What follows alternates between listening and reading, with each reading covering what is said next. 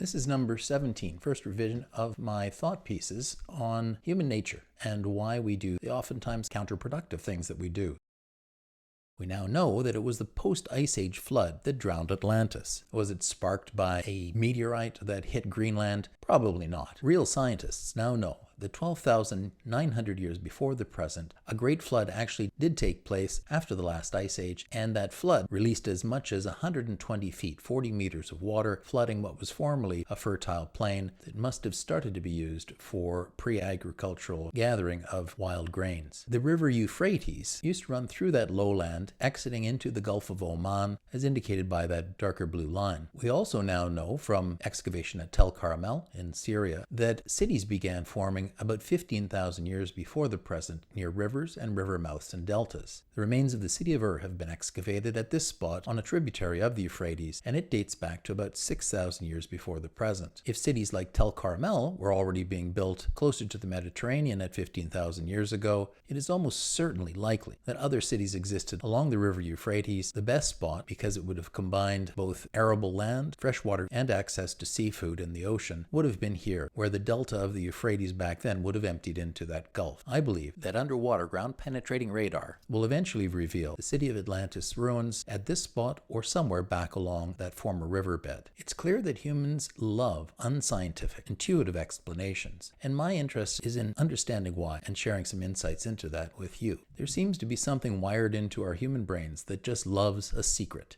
And the reason is self-preservation. When we discovered secrets, new information, we were able to keep our tribe and our family alive longer than the guys next door. We have an intuitive need to hear surprising new information and hang on to those explanations. There's a whole industry out there now on YouTube. Characters like Graham Hancock, Michael Cremo, John Anthony West, and Robert Schoch, who thrive on this stuff. They love the fame and they love the money that they get from folks like us clicking on their links, watching their videos, and buying their books, making them rich and famous.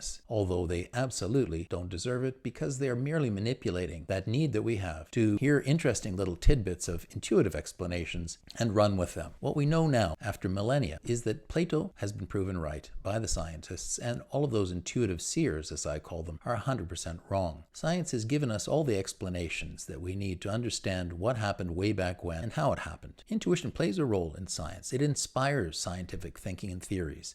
And science is really just knowledge seeking. But without scientific proof, extraordinary claims based on intuition are very exciting to our human brains, to our genetic hardwiring, but they are just bullshit. Here's an overview of what I've included in the following hour and 20 minutes, a journey through human history from knuckle dragging to building Atlantis. Part 1 goes over how our left versus right brain hardwiring has even more effect on our human society today than it did during our 7 million years of evolution. Part 2 covers off how intuition inspires science, but is not science, unlike Hancock and his group of charlatans would try to have you believe. Number 3 looks into how Homo sapiens eliminated Homo erectus and Homo neanderthalensis. 4 gets into the details of how almost 7 million years of our human existence very gradually led to a hockey stick uptick on the graph of human knowledge. 5 covers fluid IQ, the leap inside our craniums that allowed Homo sapiens only in the past 15,000 years to start building in stone, everywhere that we ended up all the way around the world, without aliens or some kind of mysterious way of communicating with each other. Number 6 looks at, did the Great Flood actually inspire the invention of farming? And 7 examines the fact that a near extinction is what made us modern. And 8, I've just shown you, which is my conclusions about where the ruins of Atlantis must be located.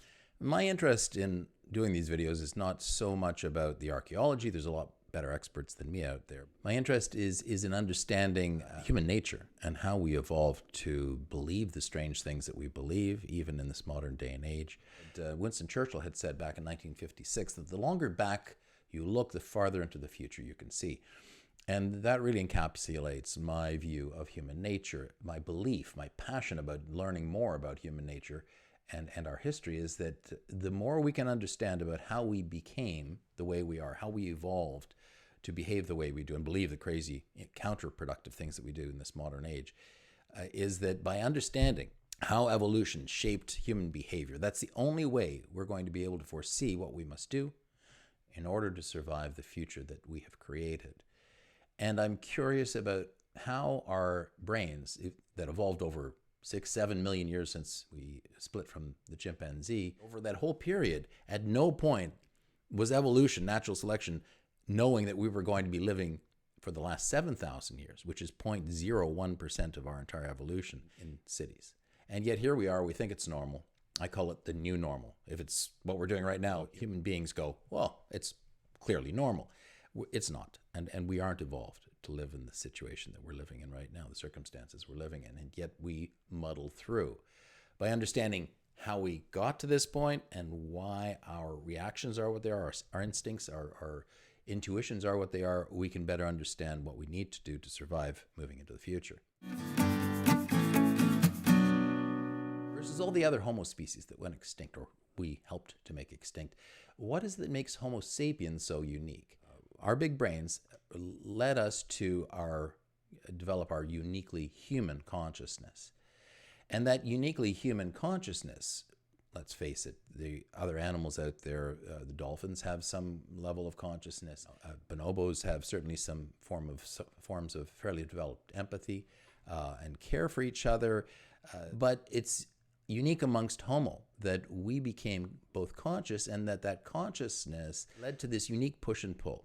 It led us, with our big brains, to a capacity for complex emotions, much more complex than any other species seems to have. And that key emotion seems to be love. We have on the one side a love of ourselves, that's ego in its raw form.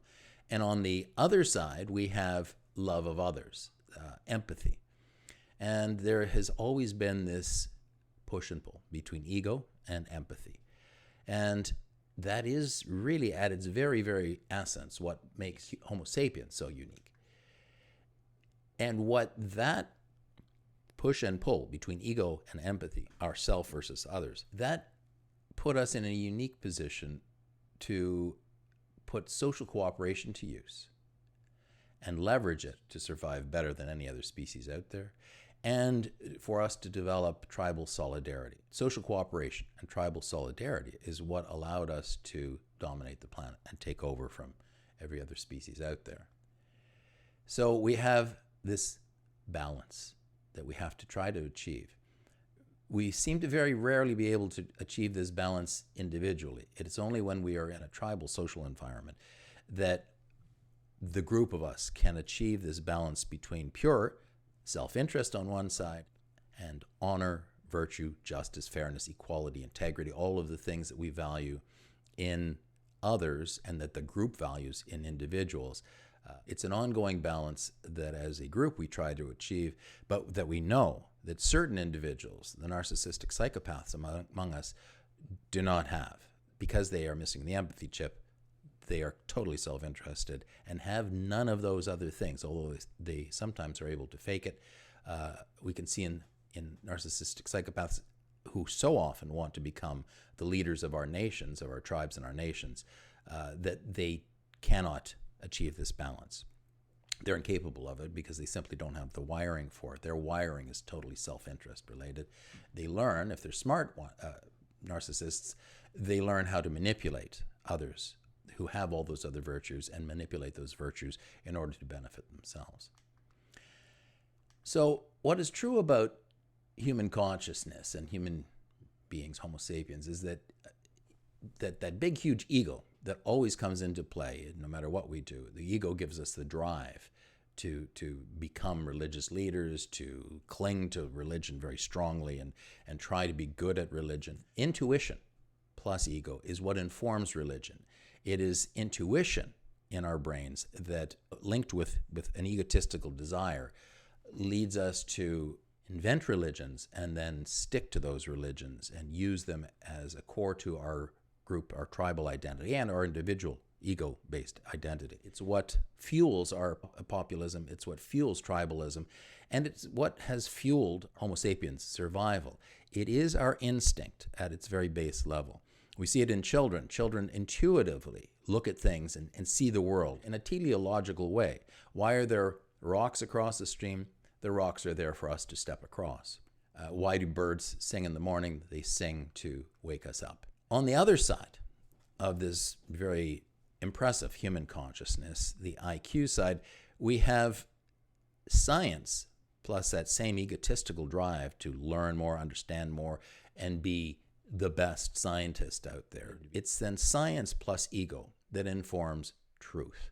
The truth about the universe, the truth about how we got to where we are, the truth about the hardwiring in our brains, and why we do what we do, why human beings do the counterproductive things that we do. In science, open-mindedness leads to progressiveness. It leads to innovation. It leads to an openness to change. And all of those things are really dependent upon intellect and IQ. All the way up to Homo sapiens, we already had a very well-developed type of IQ, but in the modern world, it is the intellectual capability of our human consciousness that allows us to seek the truth and find the truth. The people that are wired for one side versus the other side, for feeling instinctively and emotionally on the right, they're the people who feel most instinctively like they belong at the top of this slide. Conservatism is all about intuitively understanding things, looking for simple answers, looking for slogans that they can cling to and go, aha, now we know who we should vote for. It's the guy who spouts populism. And it feels good. It's not about change. It's about going back to the old ways. That's conservatism, and that's instinct in those people. It was a very important part of our survival. However, on the other side, the bottom side of this slide, is leftism. It's openness to change, and it's an acceptance of new things and new people into our lives. So that's really liberalism. And this, in a very simple level, explains the divide between our two types of wiring in our brain. In the middle, of course, are the centrists, the swing voters, the people who are both clever and open-minded, but are a little concerned that if we move too fast and move away from conservatism too much, we may screw things up. So again, there's this dichotomy that not only in the human brain is there a fight between ego and empathy, but in our species, in our tribe, there's a fight between conservatism and liberalism, between instinct, what seems right to keep doing the thing that always seems to have worked, and our intellect, our IQ, our ability to look for new ways to do things, better ways to do things, ways to change, because the world is changing around us. We have to adapt. So we never would have had adaptation and survival of the human species if we had only stuck to conservatism and instinct. It is because we developed an intellectual ability and high IQ that we were able to be open to change and look for new ways to adapt and move forward in the world as the world changes around us. And I explained this in some detail in my first video called Your Right, Left, Political Wiring and IQ. People don't choose their opinions, you included.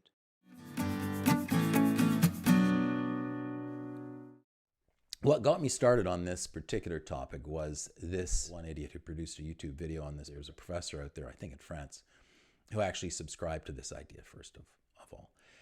And in looking at these stones in stone wall in Peru, and the fantastic way that they fit together so closely, and in specific looking at this visual, which is these two lumps that appear on the bottom of each of these stones if they look closely enough at them. These guys looked at this. You can see the chips in the stone that were made and the smoothing that was done to work the stone. This is, I believe, granite. These guys said, oh, I think it looks like bags of concrete I left out in my backyard. And after a while, the weather took the paper away, and all I was left with was a bag of concrete that looked a lot like this, with these lumps in the corners where the bag used to be. So I'm pretty sure that what the ancient Peruvians were doing thousands of years ago was using some kind of mysterious cement, and that's how they got the blocks to fit together so nicely. They had bags of some kind of canvas that they made, or animal skins, and they set the stuff in, and that's how they made these things fit so nicely and tightly. Now, if you use your brain for even a moment, you'll realize there's no mysterious cement. These are made out of granite. What they did that was miraculous was that they figured out how to cut these stones and make them fit with ancient technology before they even had metal. And that's amazing.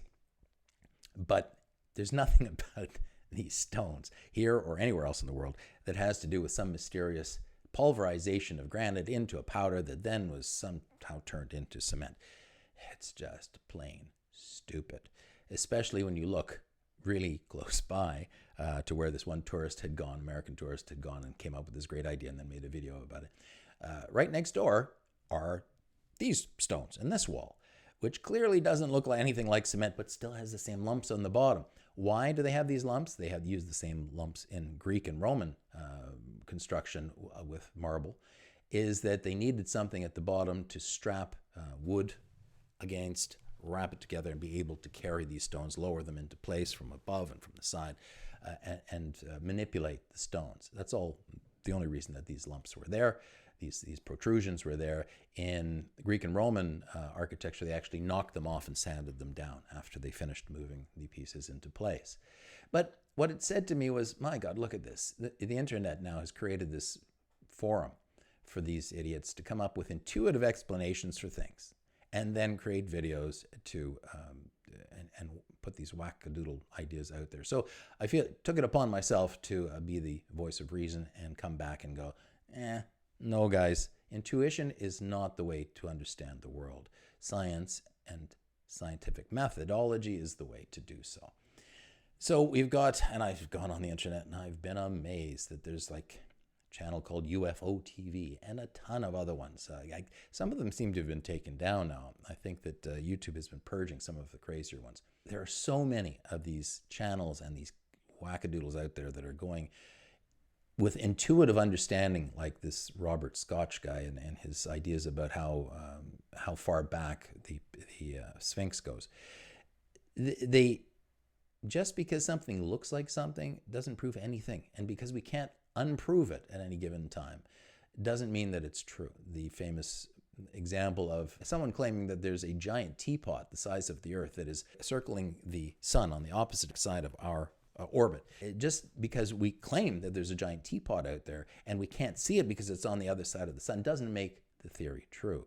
There has to be things that back up theories. So what is interesting to my mind is that we are wired as human beings to believe intuitive explanations. They light up the reward center of our brains. They make us go, ooh, yeah, that makes sense because it looks like it makes sense. So therefore, it must be true. But that is just our hard wire. It's not the truth. And because children already are wired for teleological explanations, it's very easy for the religious charlatans out there, the guys who want to be in charge and want to be worshipped and want to get all the benefits of simply chanting and waving their arms around. Those crazy guys use our instinctive nature that wants to believe in intuitive understanding. They leverage it in order to come up with cuckoo ideas that we kind of look at and go, that's probably true. So religious charlatans prey upon our instincts, not upon our IQ. If we use our IQ, we can quickly come to understand that they're full of shit. So Graham Hancock, Michael Cremo, John Anthony West, and Robert Schoch, I have to look that up and see how you pronounce it, etc. All these guys, notice I said etc. It's not etc. It's etc. It drives me nuts. Etc.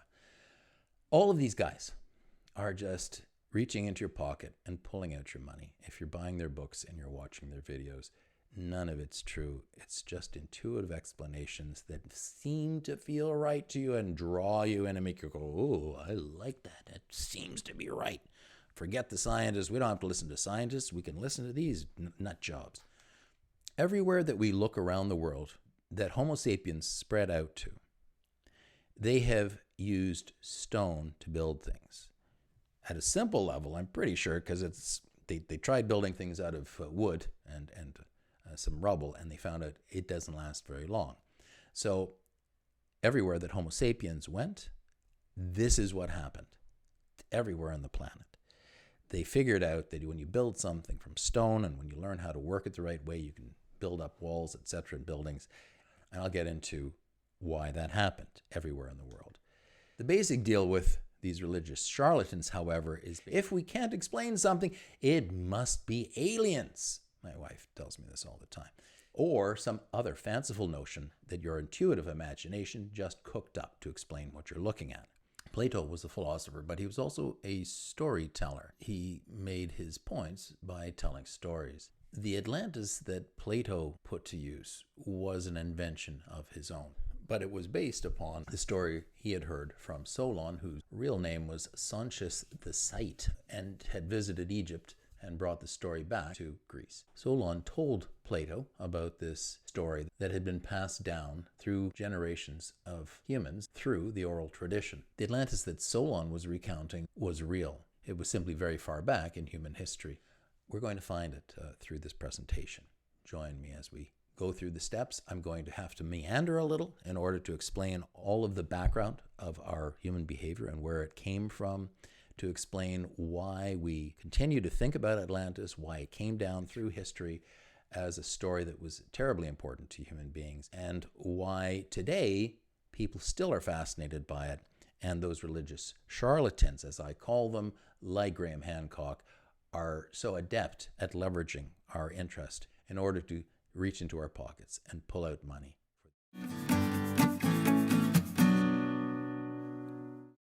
For 1.9 million years, these guys, amazing, a Homo erectus, 1.9 million years without a heck of a lot of change, although probably the rest of our species did evolve out of small pockets of Homo erectus, like Neanderthal.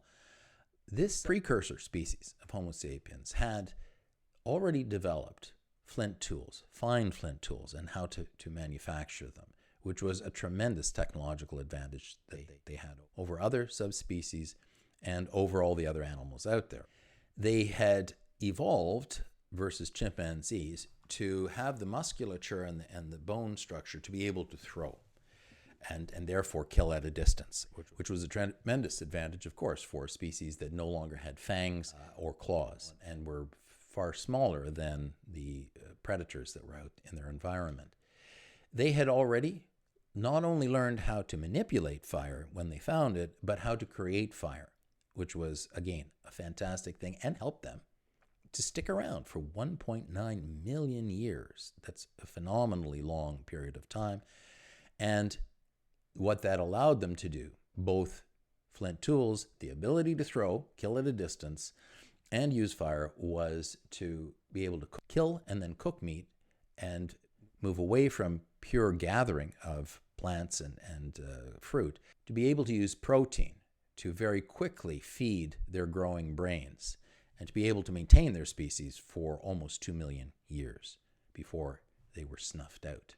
What Stephen Jay Gould, a brilliant theorist now dead, who worked on sociobiology and human evolution and natural selection, what he described as the key mechanism in natural selection, in creating change in evolution, was punctuated equilibrium.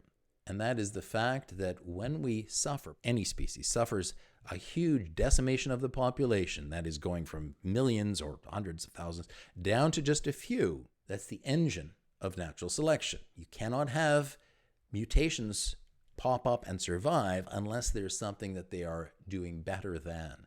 And for that to happen, you have to have decimation happen, and it happens for all the species on the planet due to ice ages. Those ice ages can be triggered by meteor impacts. They can be triggered by plinium volcanoes that explode a huge amount of ash and steam up into the air that changes the climate of the Earth for sometimes centuries. They can be caused by solar cycles and solar flares.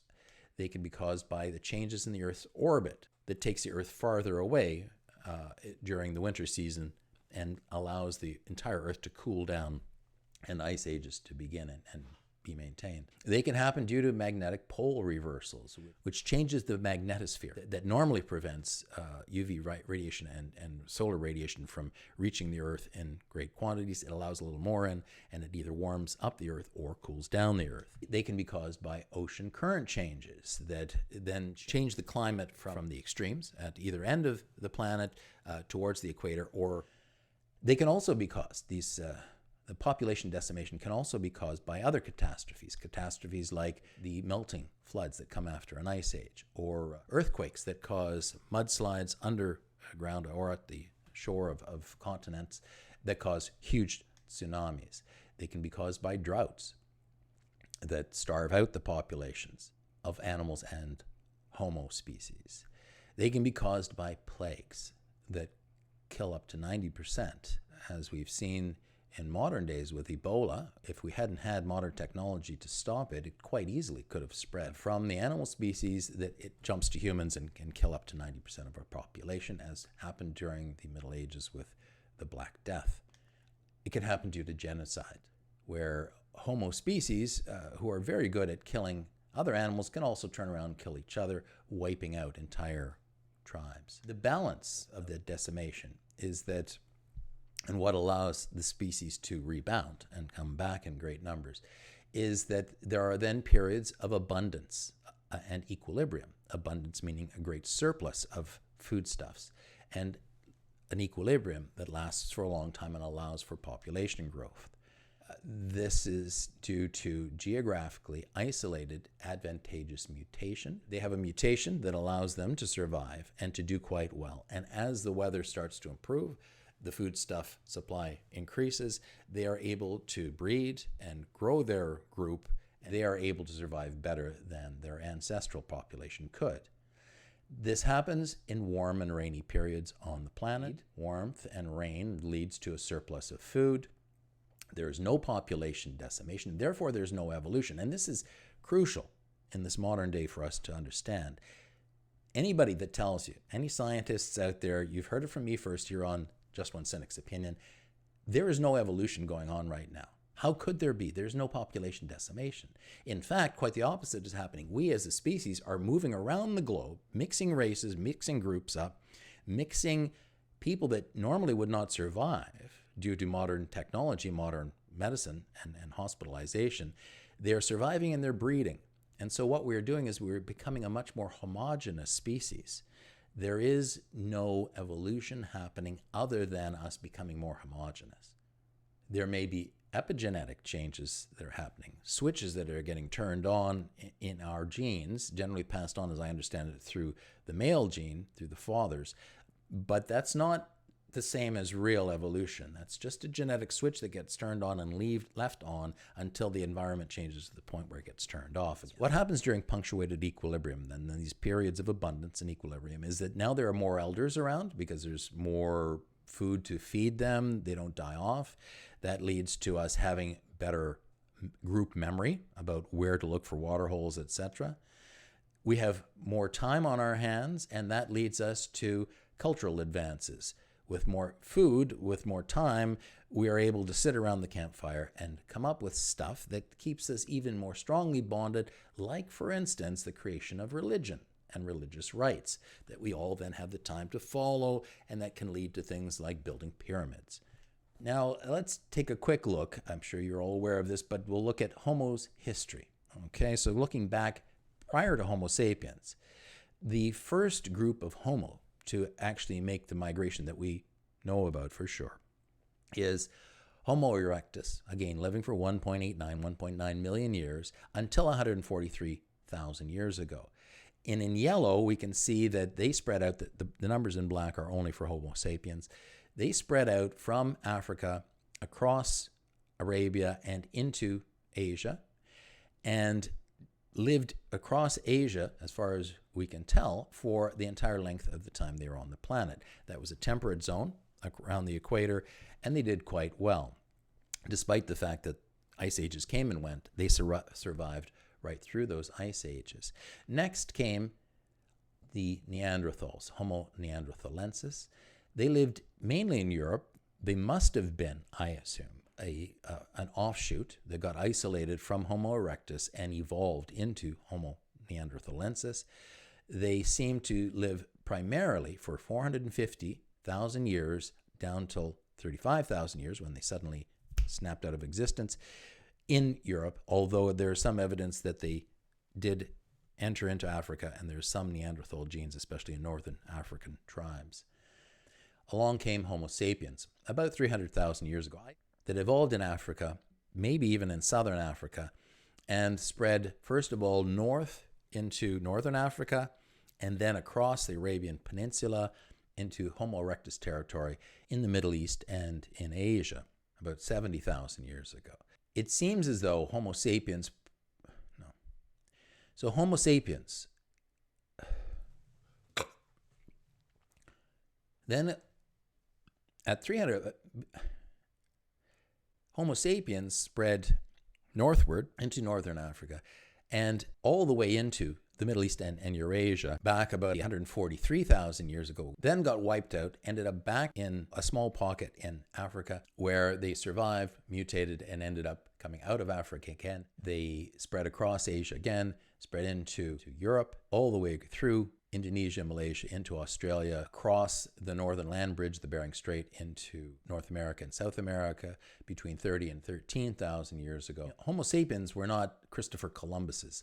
They did not wake up one morning and go, today we are going to get in the Santa Maria and cross the ocean, travel the world and take over the planet. We're talking about tens of thousands of years here. They simply followed the herds as things warmed up, and the herds of animals that they relied on for their meat traveled across the Bering Strait into North America and then traveled back again. Homo sapiens followed along with them.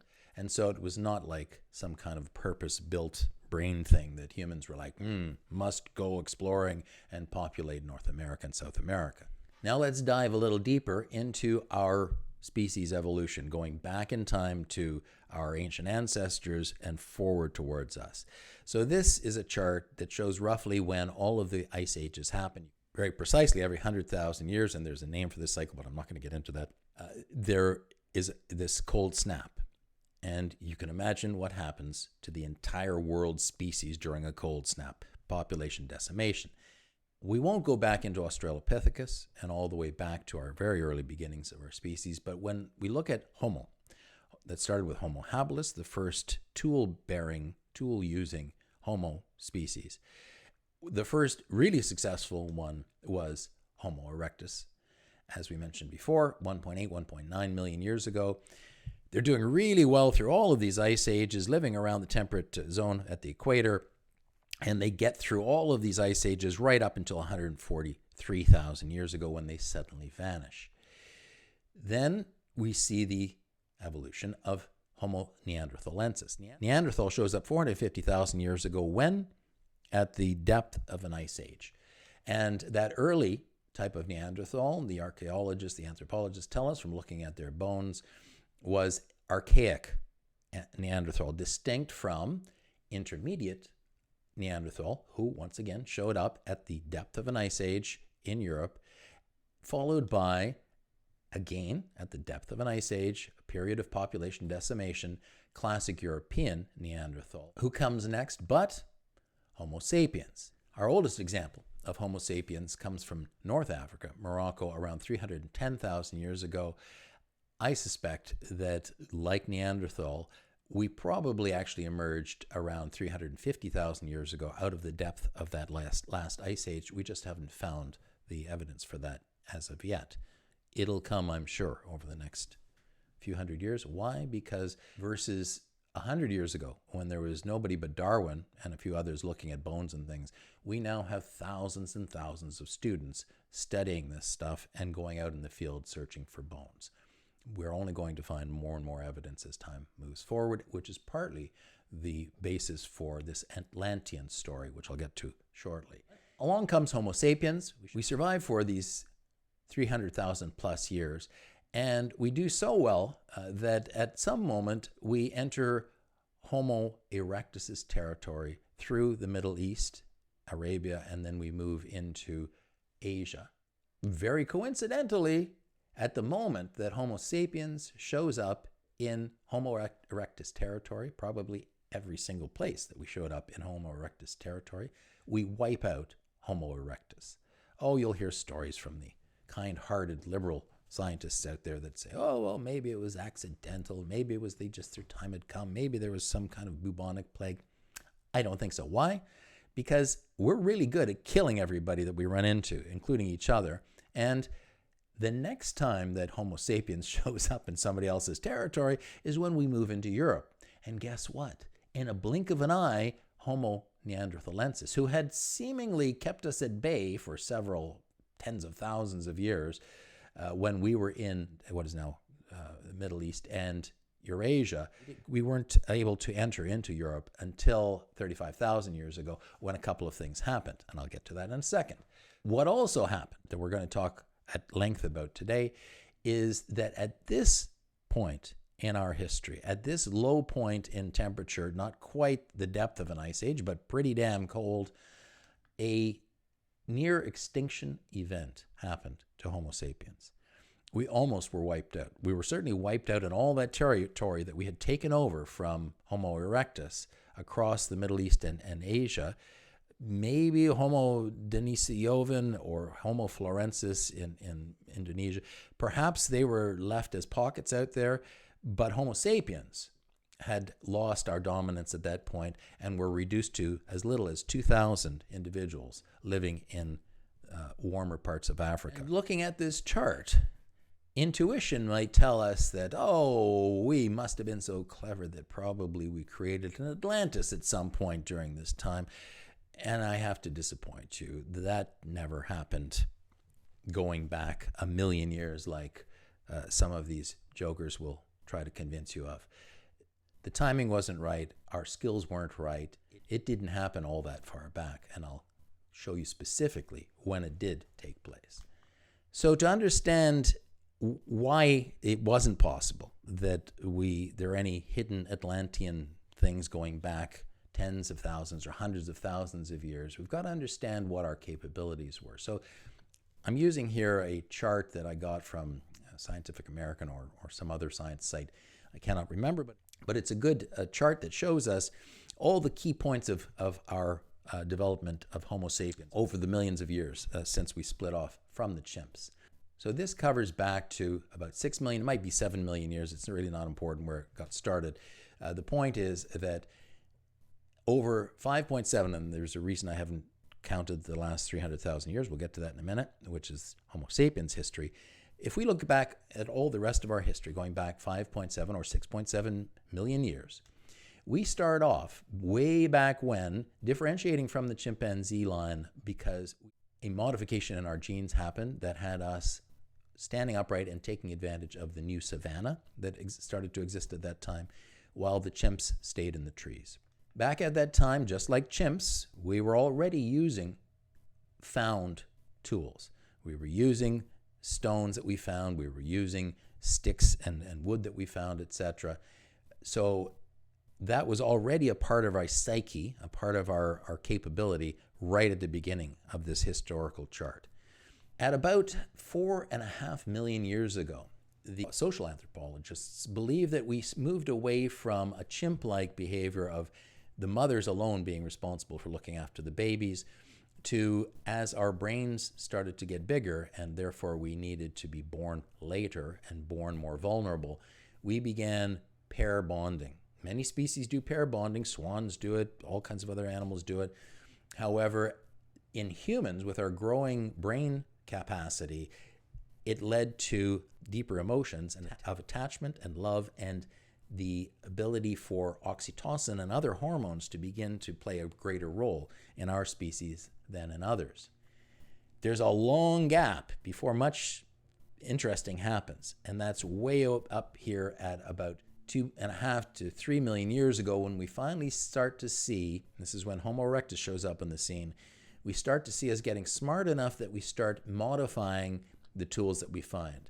We probably were already doing this with softer materials like wood before this, but at this point we start actually manipulating rocks and turning them into sharper rocks, shaping them in ways that are more advantageous to use as tools. Another big gap happens before we figure out how to manipulate those Homo habilis stone tools into fine flint tools, sharper points that can be modified into arrows and chopping tools and spears.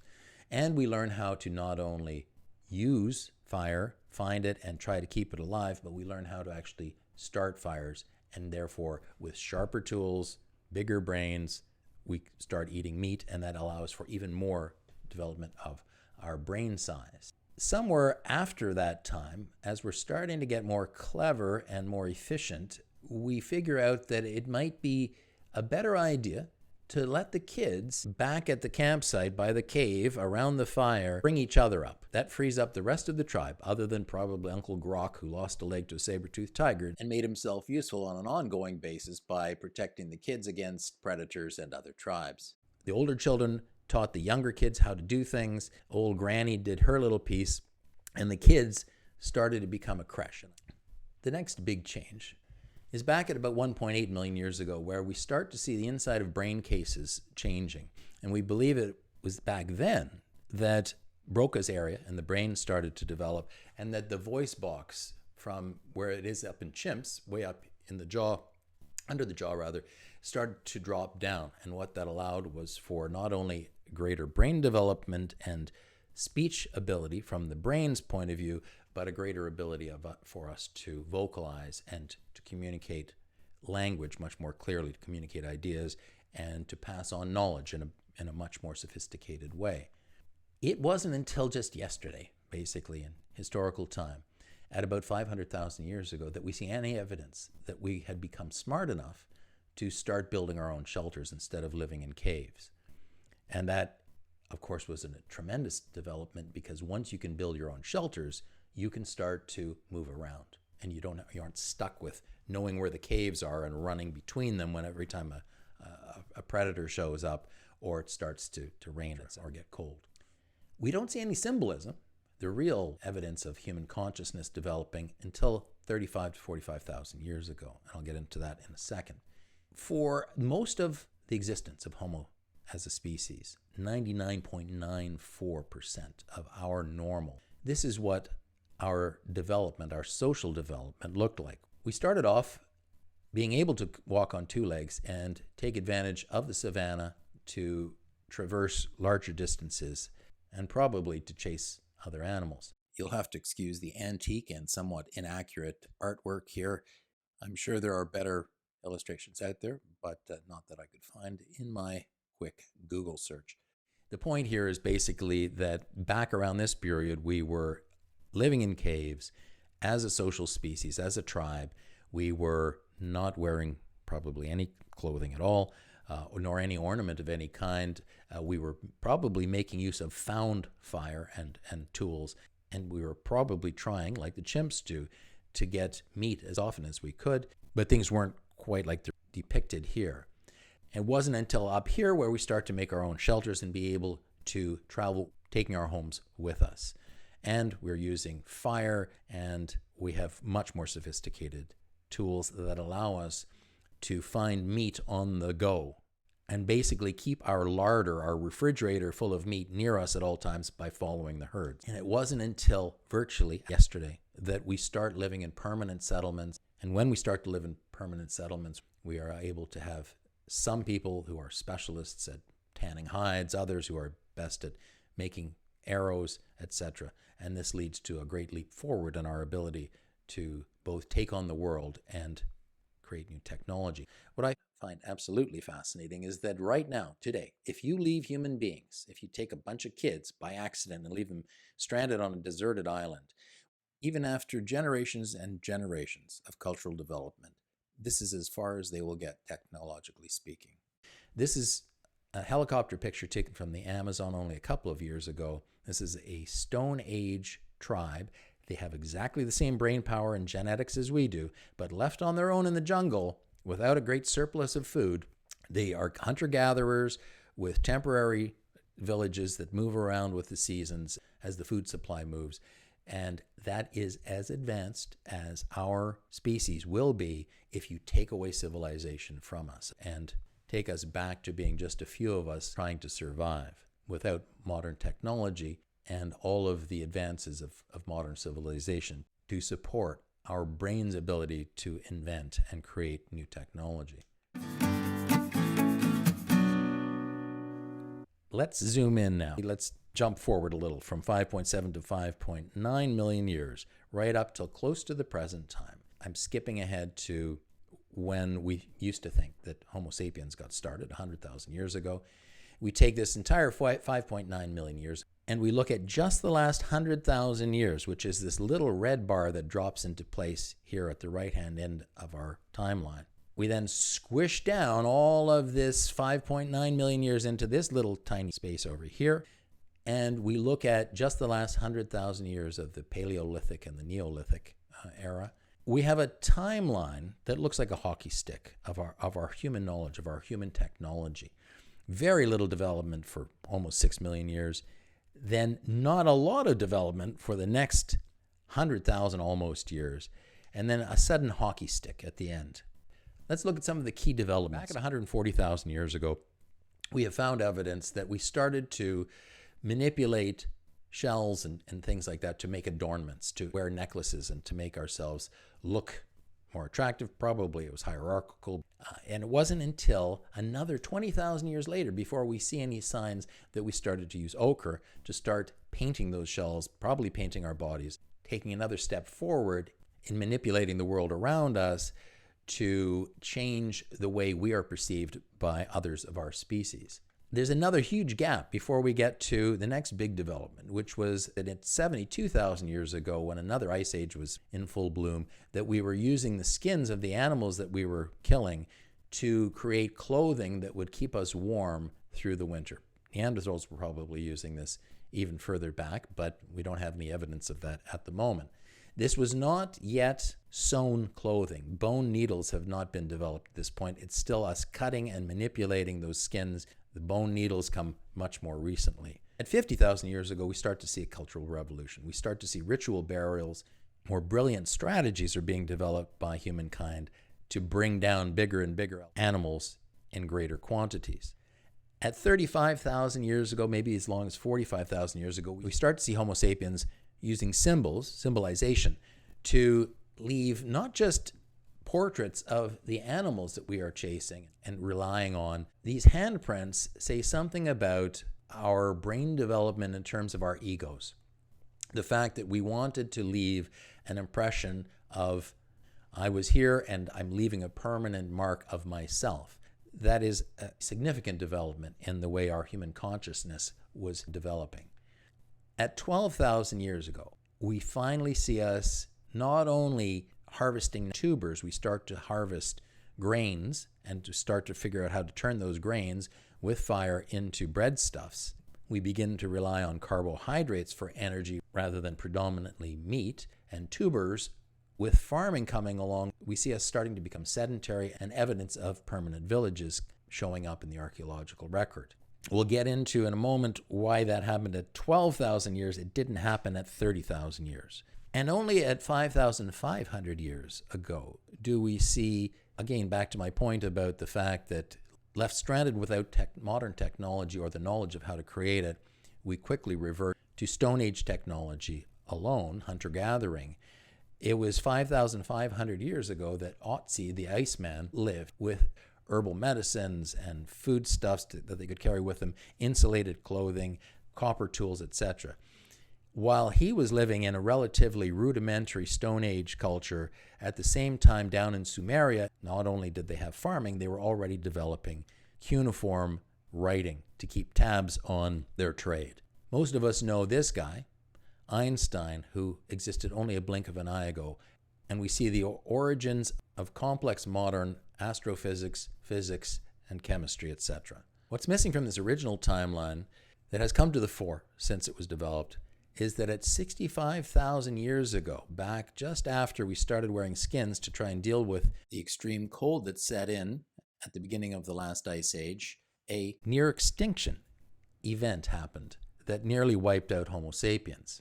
And I'm going to get into why that was a turning point for our species in a second.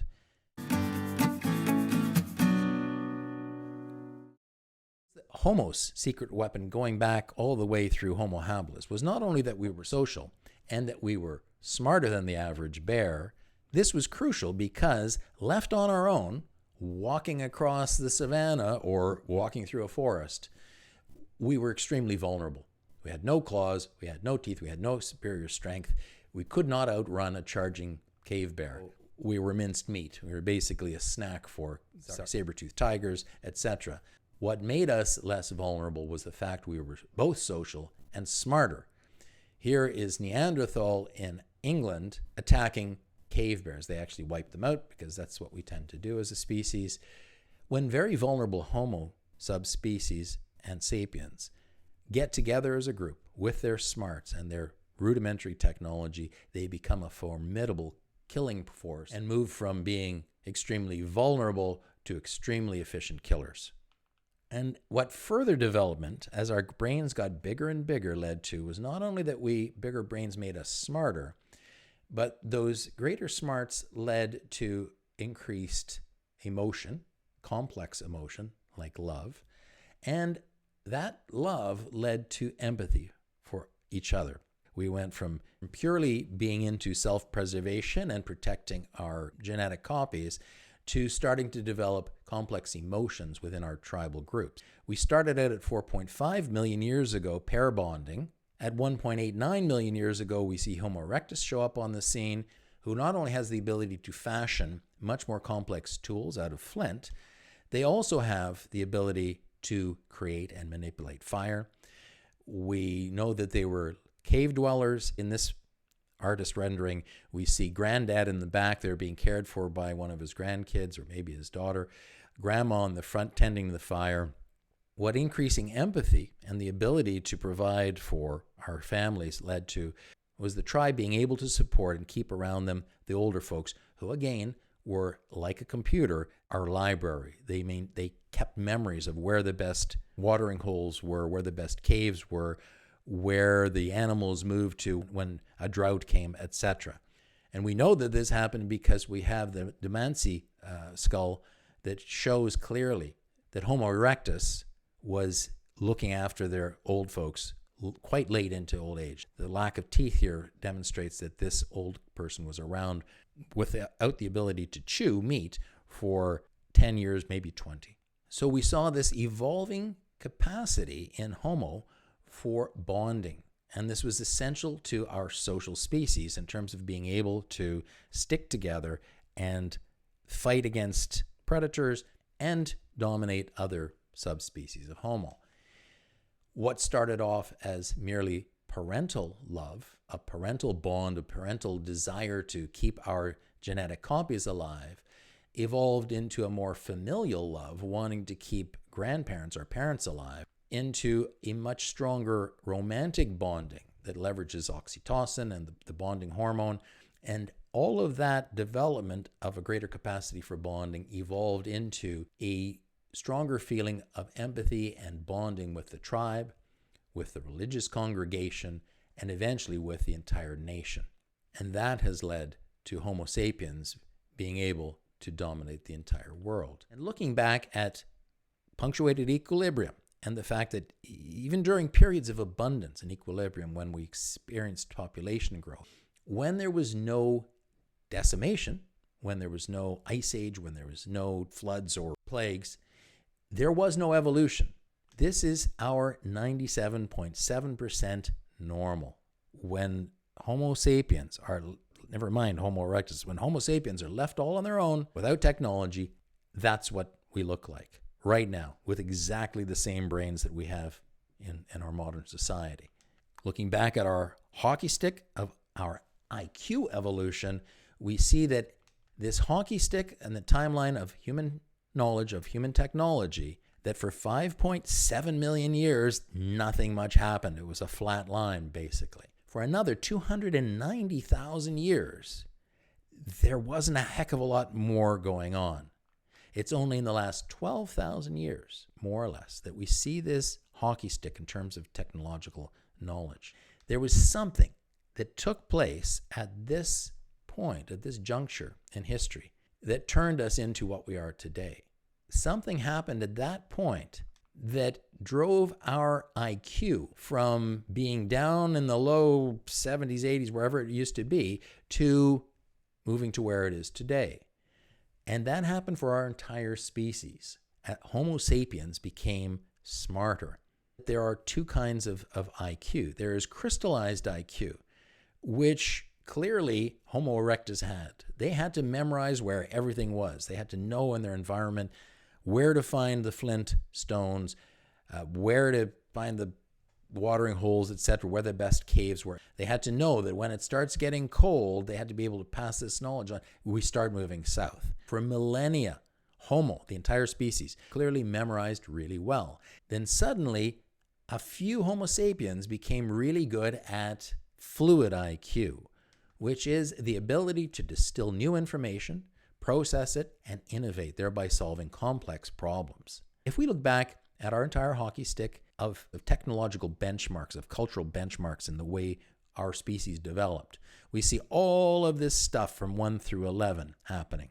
Suddenly, at almost exactly 10,000 years before the present, we see farming start up and the development. As soon as we're sitting in one place and producing stuff that we can make beer and wine with, we start producing it. And back then, it seems like we were fairly egalitarian still. There wasn't a lot of conflict and genocide going on, not a lot of warring going on.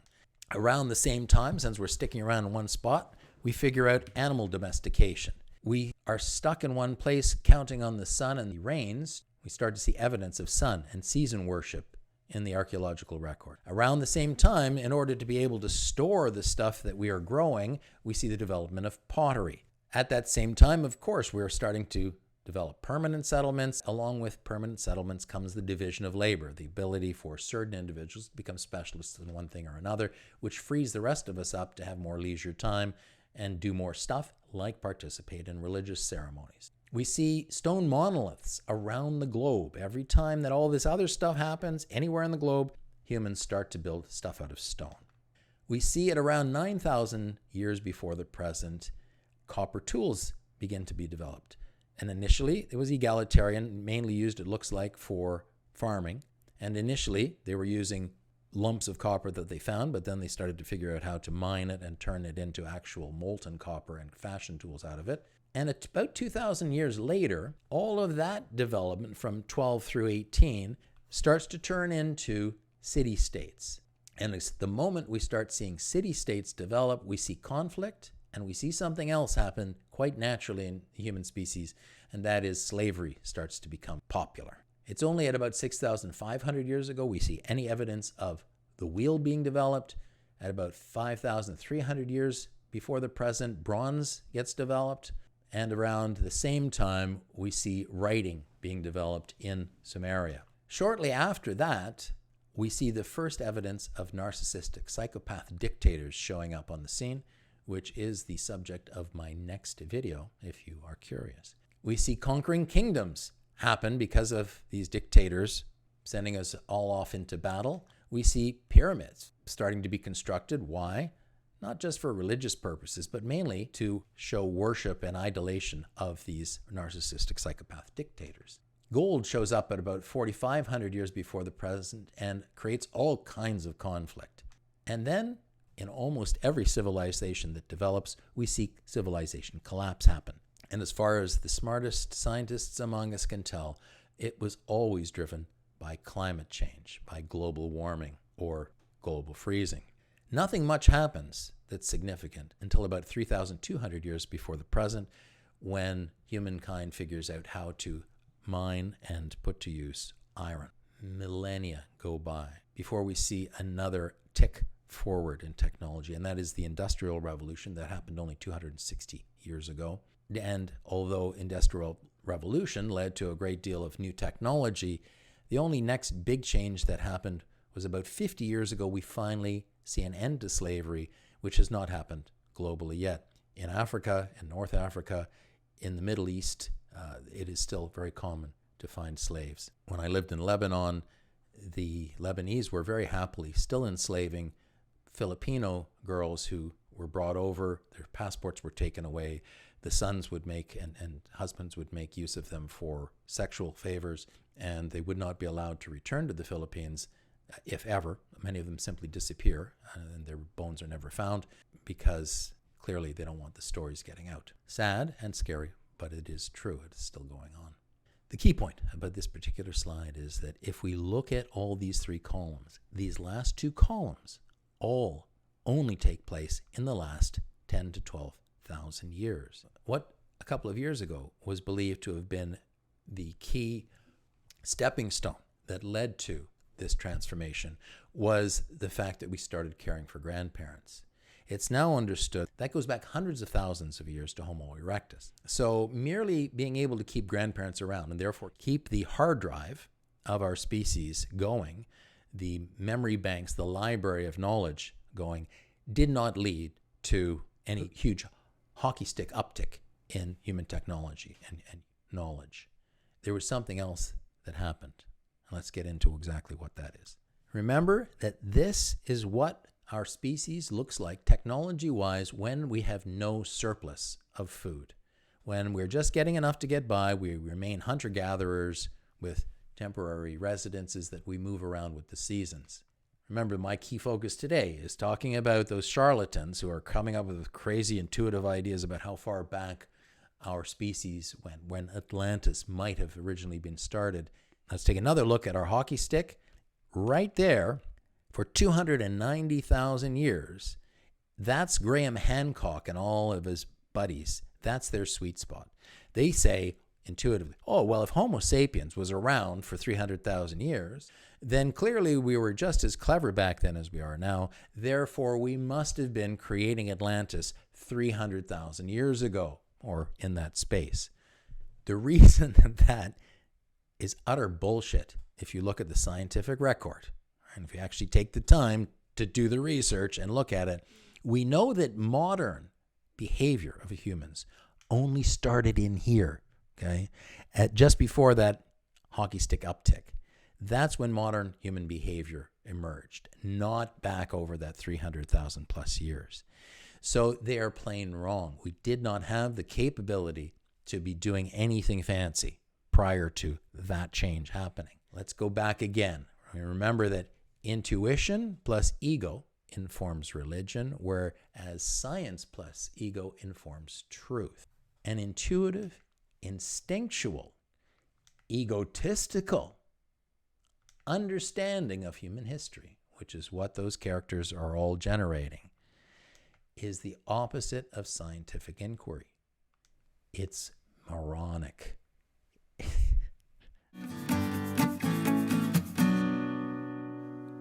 Homo sapiens history, okay? We show up on the scene, we enter Homo erectus territory, wipe them out. We have a near-extinction event that happens at 65,000 years ago. We know this very precisely because of the genetics now allow us to trace this back through the mitochondrial DNA. We enter into Neanderthals territory here, and something big happens after we do that, and that's this. There is a great flood. We have the geological evidence for this. And we even know what made it happen. No, it wasn't Graham Hancock's latest excuse to get more of your money and get more time on air. Is that, it must have been an impact of a meteor in Greenland. That's just him using intuitive understanding to make us all go, oh, well, maybe that was it, and jump on his bandwagon and give him some more cash. Become his Patreon on patreon.com. We know what it was. The scientists know what it was. It wasn't an impact of a meteor. It was this. The glaciers were receding, not entirely, but they had receded. They had created a great wall of ice that held back a lake in northern North America called Lake Agassiz. Inside that ice wall was so much water, just like Greenland is holding today. It held enough water to raise globally the sea level by 120 feet. Almost 40 meters. When that dam broke, when it finally got warm enough, and you know what happens with ice dams, when they break, they completely vanish very, very quickly. All the ice breaks up, and kaboom, all that water flooded out into Hudson's Bay and out through the Hudson Strait into the North Atlantic. Intuition plus ego informs religion. Neurologists now know that there is a part of the human brain that is wired to invent religion. That's why there's a religion everywhere there are Homo sapiens. We can't help but do it. It's just wired into us. But it's fear plus ego that actually informs intuition. So religion is formed by intuition, but intuition is fired up and fueled by fear to keep ourselves alive. And we have very clever guys today who have theorized about this. Guys like Yuval Noah Harari, the author of *Sapiens* and a brief history of humankind, and Dr. Jordan Peterson, and all those movies that are made on the idea of oh my God, we're going to get wiped out. What these guys have theorized, and I tend to believe them, is that there are stories that are wired into our human brains. Homo sapiens need these stories. They trigger, hearing these stories triggers something very emotional in us that makes us go, oh yeah, we got to be worried about that. That was a part of helping us both to bond as a species, to stay together as a tribe, and for us to survive moving forward. to continually retell these stories to each other that go back and warn us of that things can go wrong and we better be prepared. The intuitive sources for those stories are the Bible and guys like Graham Hancock, Michael Cremo, etc. Those guys are relying on our intuitions, our instincts, to get us fired up and fearful, and our egos to go, oh my God, I don't want me and my family to die. But they're relying on intuition. We know that at 12,900 years ago, almost precisely, there was a global flood. When that ice dam broke, you can imagine what happened at the Straits of Gibraltar. There was a backup, and suddenly a cascade of 100 feet high tidal wave came crashing into the Mediterranean, which is where a lot of Homo sapiens were. We were around the entire planet by this point, North America, Southeast Asia, etc., etc. That flood hit everybody, and everywhere around this world, there is a traditional story of a great flood passed down through the oral tradition.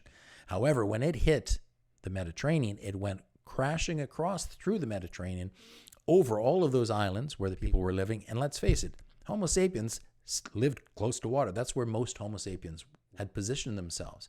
There's shellfish, there's fish, there's water sources at every river.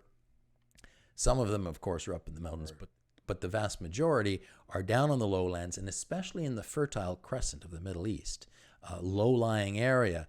That's where a huge amount of Homo sapiens have migrated to and have stuck around, because it's at that point becoming more and more fertile. Abundance of foodstuffs leads to population growth. This wave literally wiped out the Fertile Crescent. Anybody who was there, any mud huts and anything else they had, just the tidal wave washed through the Fertile Crescent and into the Persian Gulf area. We'll get into what the net of that was. But that flood also created, for almost 400 years, the post-flood ice age, what they call the Younger Dryas.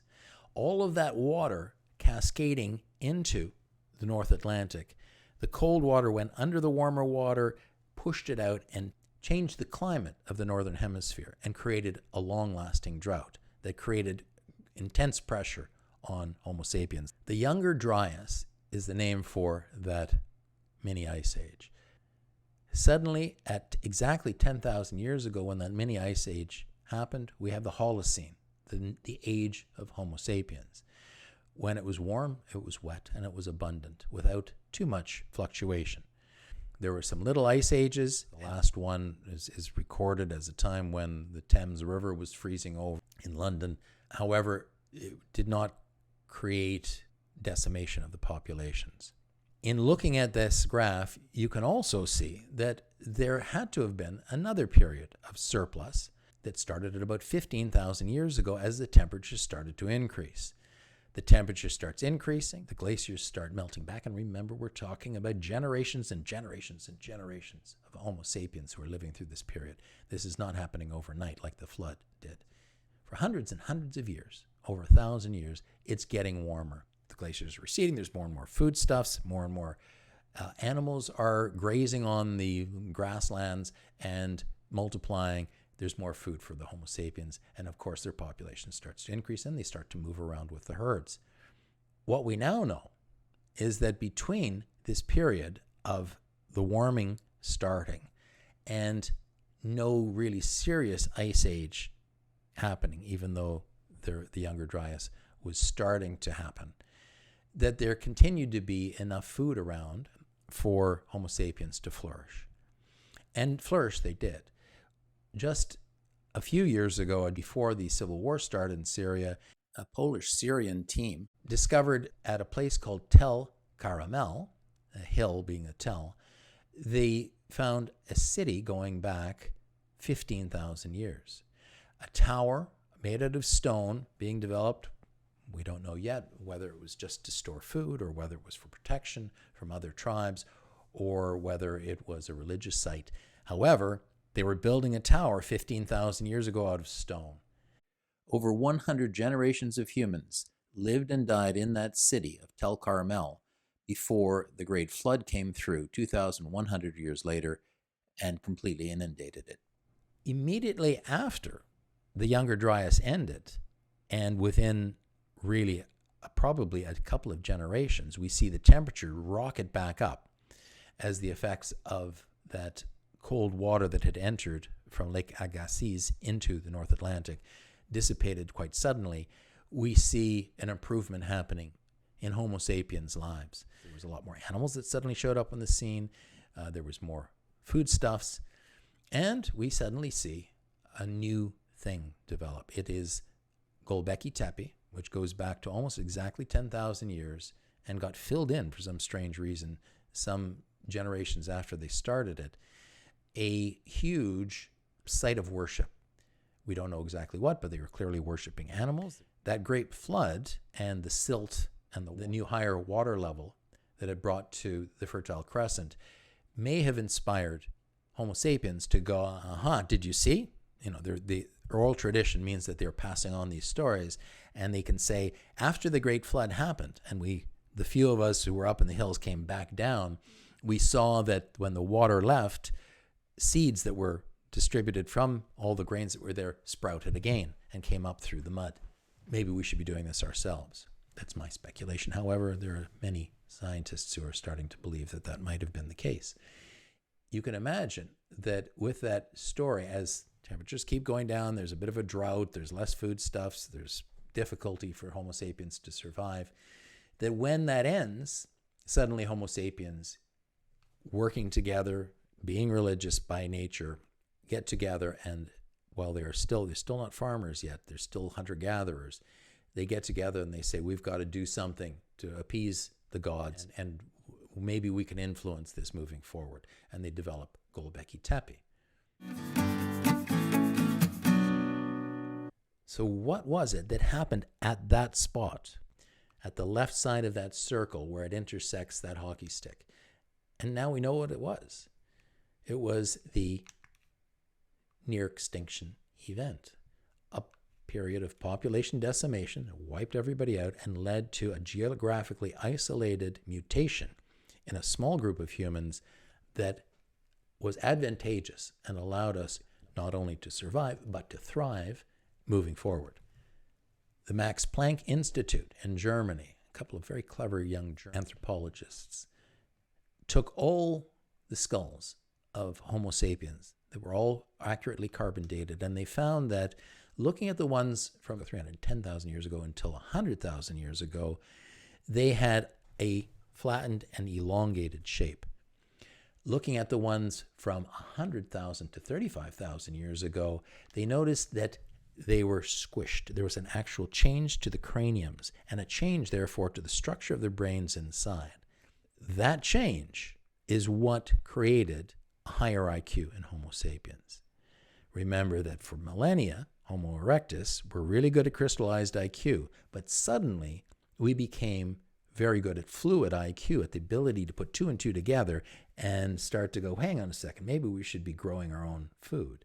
Maybe we should be domesticating animals. Maybe we should be using copper to create tools, etc., etc. We suddenly got super smart very quickly.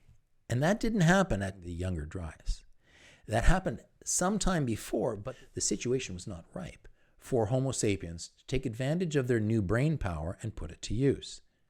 Forgetting about what happened before 100,000 years ago, and just looking at the most recent 100,000 years of Homo sapiens history, we see that at 65,000 years ago, before present, suddenly a change to Homo sapiens brains, to our genetics, and in this new period, big things happened. The biggest thing being that Homo sapiens suddenly came to dominate the entire Earth. We had already spread out across it, but we got wiped out, and suddenly we are back in a position to redistribute ourselves around the planet. During this initial period, from 65,000 to about 35,000 years ago, because we now had the ability to build portable shelters, to have a more complex communication ability, to be able to communicate bigger ideas over a larger group of people over time, because we had all of that, we also had better skills for hunting, and therefore were able to, with our portable shelters, follow the herds, kill more meat more frequently, use fire to cook it and dry it out and preserve it, keep our families alive, keep our tribes alive, and leave behind us settled tribes as new tribes moved further and further afield.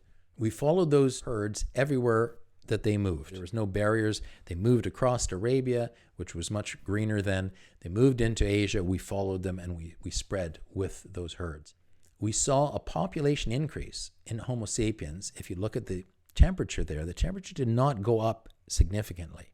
And yet, we were able, without a big surplus in foodstuffs, in warm, wet, and abundant, we were able to migrate to the Middle East, Asia, and then into the Europe of the Neanderthals and wipe them out.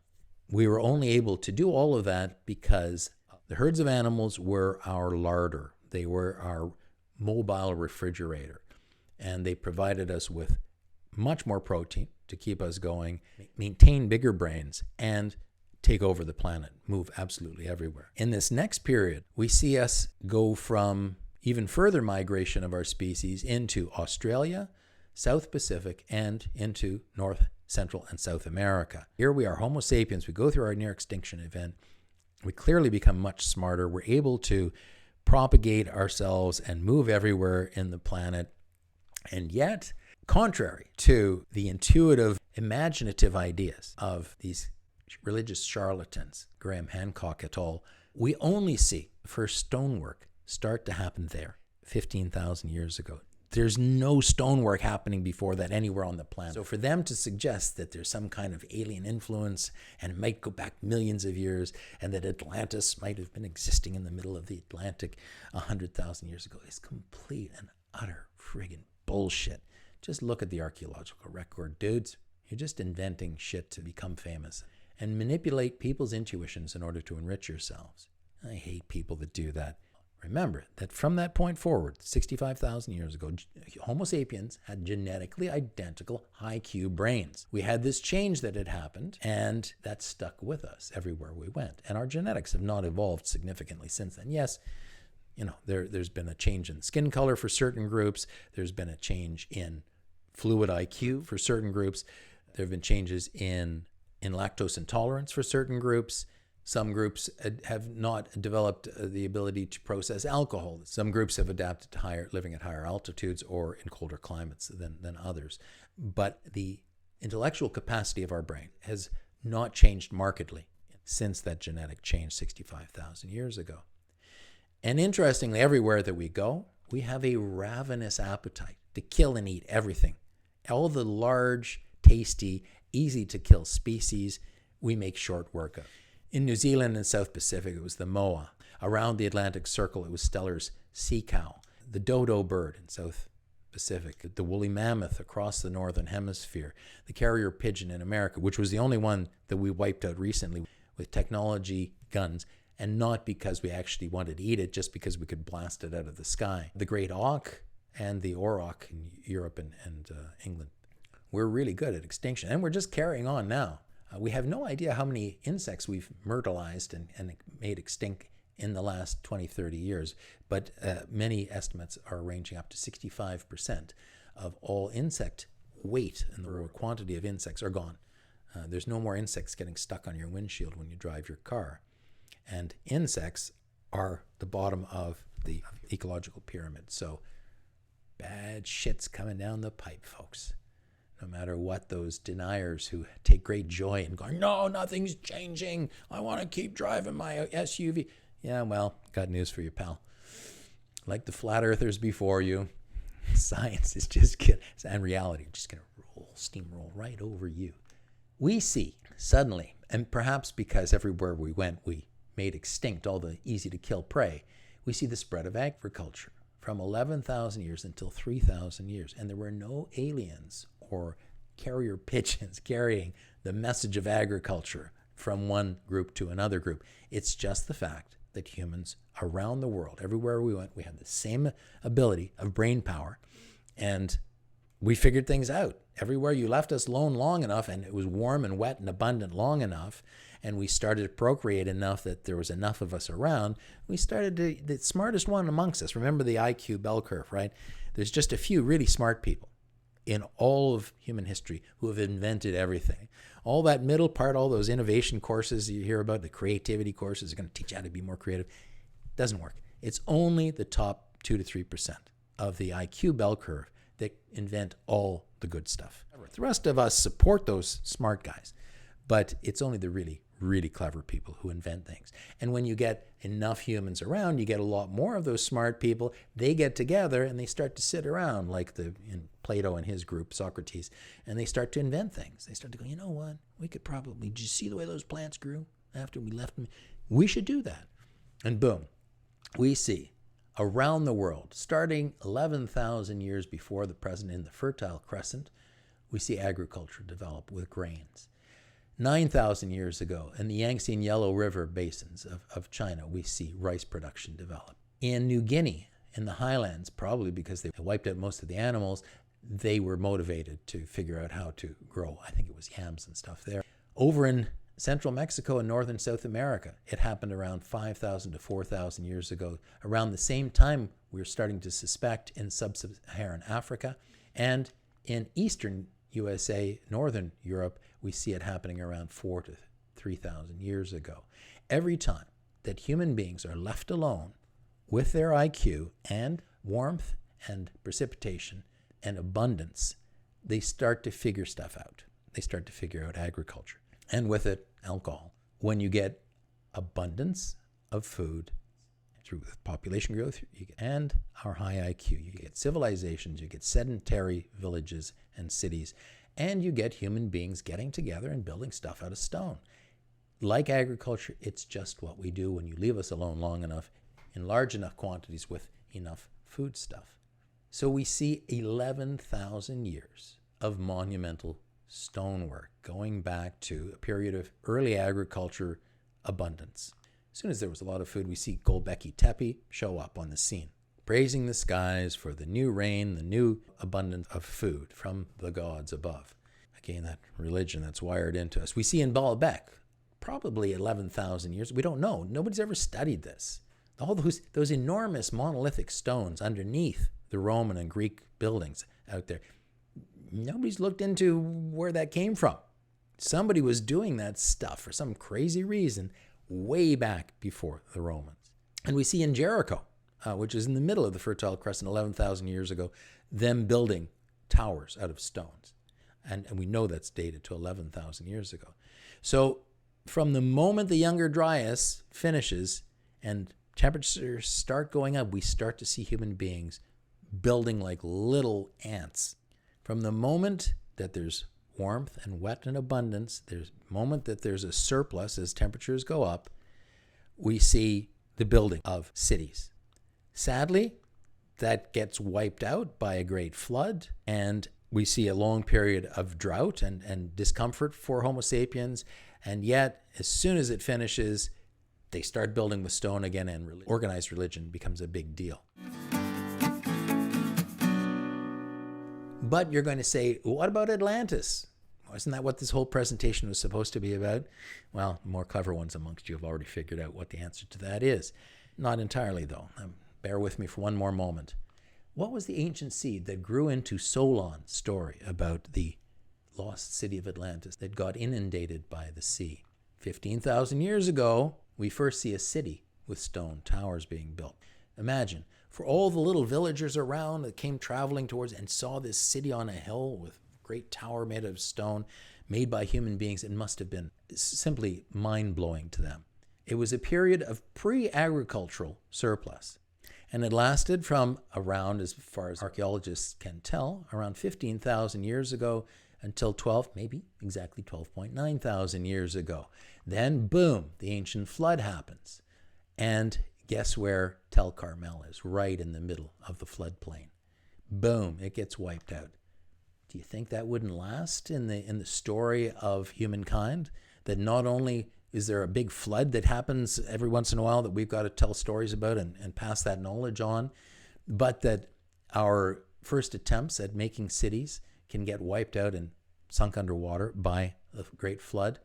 And we see the impetus, the egotistical drive of human beings to take control of their world and somehow manipulate it in the fact that Gölbekli Tepe suddenly springs up at exactly when the end of the Younger Dryas happens, on high ground, higher than the floodplain, interestingly. Did they do it on purpose? Quite possibly. They may have still at that point been able to see the evidence of where the flood had gone through. But what I find much more interesting for the Atlantis story is what happened down here. In the bottom right, the Persian Gulf came to exist in an area where there was no water before. Now think about that. Humans tended, like Tel Carmel, to build our cities next to rivers. Why? Because that's fresh water, right? It's watering our crops that we rely on to stay alive and to furnish the foodstuffs to keep our cities alive. 6,000 years ago, long after the flood, the city of Ur was built right at the edge of the Persian Gulf, where that river empties into the Persian Gulf. Just a little further upstream was another huge city called Uruk that is one of the largest ancient cities that we know of. This area used to be the area that was very fertile and had a river flowing through it.